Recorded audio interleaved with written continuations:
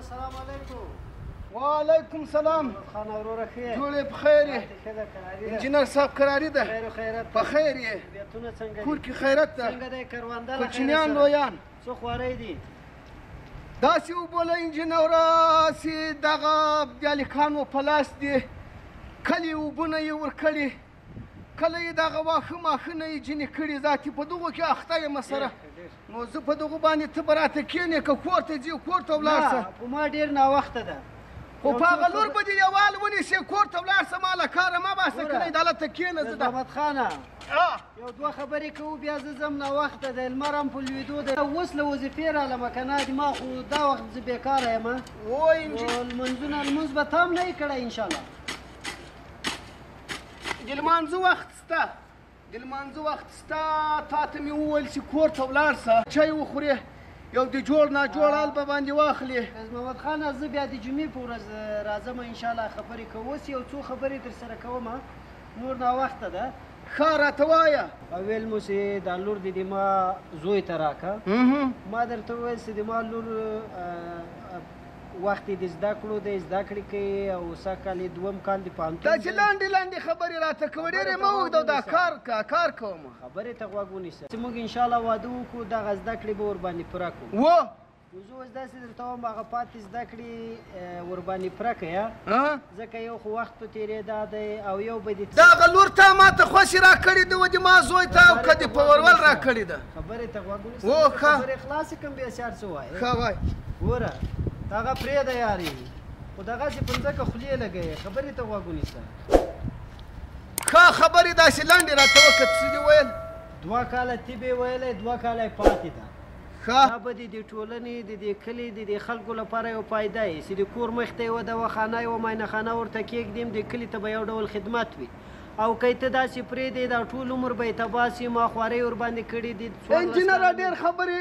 اوږدېدلو ته ضرورت نشته اعصاب دې موږ خراب دي په جینه دي خدای مکه هېڅ کله زه په خپله خور و لور باندې په خپل انګور باندې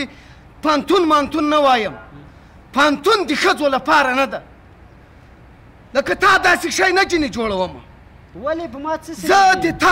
د تا د کور غوندې کور نه جوړوم د ما لور د ما انګور د ما ښځه د تعلیم حق له ما چې نه لري څو زه ژوندی یم چې بل وارې دا خبر ماته نه وکړې زه په انګور باندې په لور باندې په خور باندې زه تعلیم نه کوم زه پانتون نه پیوایم احساسات یې کنټرول که تا له ما سره واده کړې وه دا احساسات یې څه شی دي زه احساسات نه کنټرولوم د ما احساسات له کنټروله وځي په دغسې مسایلو کې په نګور باندې زه تعلیم وکړم نګور دغه ته و پانتون ته ولېږم تاسو ګوره غوږ ونیسه تاسې له ما سره واده کړې وه واده مې نه ده در سره کړې دا لور تا ما ته خوښې راکړې ده او که دې ورول راچې اخیست دا خو نوره برخه نه ده ګوره ایتیب برخه ده د دې کلي و کور د ټولنې لپاره به یوه ګټه یا دغه پرېږده فیض محمد خانه د ما خبرې ته غوږ ونیسه خو راته غږېږه خو په غوږو اورمه په لاس به کار کړم خیر ګوره دا د خبرو ادبیات دي چې ته ما ته مخامخ وګورې خو د ما په دوستي کې په اول سر کې لا زه خطا شوم چې له دغه خلکو سره مې دوستي کړه راته وایه خبر راته کوه خبره مې دا کوله چې د هغه نجلۍ ژوند مه ورخرابوه د ما دې په خدای قسم یې یاره خو به دې په دغو اوبو کې شپږ وارې تر اوبو وباسم و دا یې ته حق ده دا یې ته حق ده د ما په کور کې مداخله مه راکړم زه په انګور زده کړه نه کړم زه په انګور تعلیم نه وایم زه له پردو خلکو سره په سیم کې نه شم کېنولی هلته ټولې ګوره هلته ټولې انجینکیانې دي هلکان نشته ورسره فیض محمد خانه زه تا ته راغلی یم تا ته غږېږم ته یو وارې ما ته غوږ ونیسه یاره ته څه بې فرهنګه سړی دلته مېلمه ته راغلی ده ما وار فیض محمد خانه دا بې فرهنګه څه ما دا بې فرهنګ کنځا نه ده کنځا نه ده څه شی ده یعنې مال تر خوله مه تېرېږه ما ته غوږ ونیسه ګوره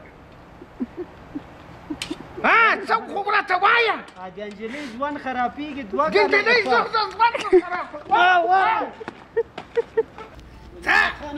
ته ګوره ډېرې خبرې دې ما ولاکړې دی په کور کې مداخلې یې راکړي ته لرې پرېږده دا دوست ده دا دوستي ده وایي پرې ما نګور دې وایي پانتون ته پرېږده دې نه پرېږدم د ما له تا سره حساب پاته ده بیا به زه خیر ورسره دغه کېږو غږېږو د ما له تا سره حساب پاته ده ځه ځه چې بیا دې په دروازه کې ونه وینم